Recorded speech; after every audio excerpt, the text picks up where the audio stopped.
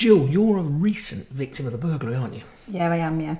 Tell me what happened. So about 3 weeks ago, we were asleep upstairs in bed and the alarm went off and somebody had broken in through the front window. When you say we, you're talking about children as well, aren't you? Yeah, myself, my husband and my 2 little boys who are 8 and 10. So I imagine that must have been quite a scary moment.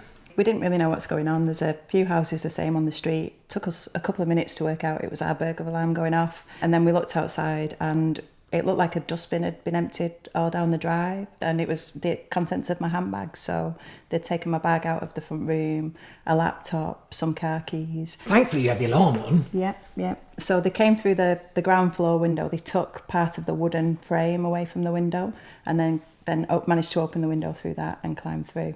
The alarm went off when they entered the living room, and they've obviously took what they can before making a swift exit. Why do you think they looked at your house and decided to burgle yours, not your next door neighbours? I think it was the windows that we had at the front were wooden and they're quite easy to pop. The police came and said that they find that quite a bit. So again, we've looked at replacing with UPVC, which are much harder to get across, which is a big step, but it's just making sure that if you do have wooden windows, you've got those locks in place. Generally speaking, burglars are lazy, aren't they? They want an easy entry point, they want an easy exit point, and they want a lot of small, valuable goods they can get away with very, very quickly. Yeah. And if you sort of eliminate those 3 things, then all of a sudden you've got a property that is not going to appeal to them. There was a bit of a learning for me in that as well, in that my car keys were in my handbag, and so they've managed to take one thing, they've taken my handbag, but the amount of things that you leave in your handbag, it's phenomenal. If I'd have taken my car keys out and put them somewhere else, which I've actually started to do since the break-in, then they wouldn't have had my car keys. You've learned by your experience, haven't you? I've learned from that,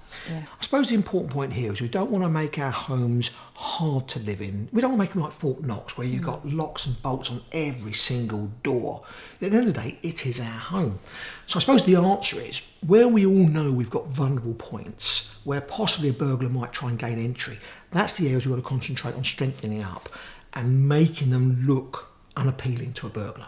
Yeah. You'd agree with that, wouldn't you? Yeah, absolutely. I think that's the right thing to do. What about your insurance?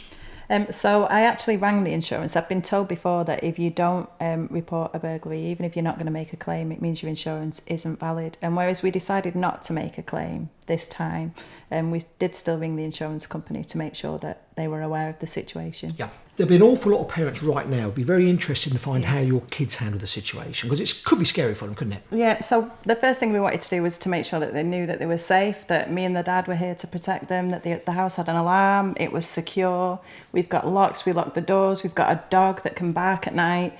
We wanted to turn it into a bit of an adventure for them. So my eldest has actually started to keep a diary of suspicious activity on the street, he calls it. Yeah. So he talks about a gardening van turning up at number 6, or a red car being outside number 3, or 2 unusual dog walkers. Mrs. Smith at number 18 inviting the milkman in. We'd love to hear about that over Wouldn't we all? Yeah, except definitely. Mrs. Smith's husband.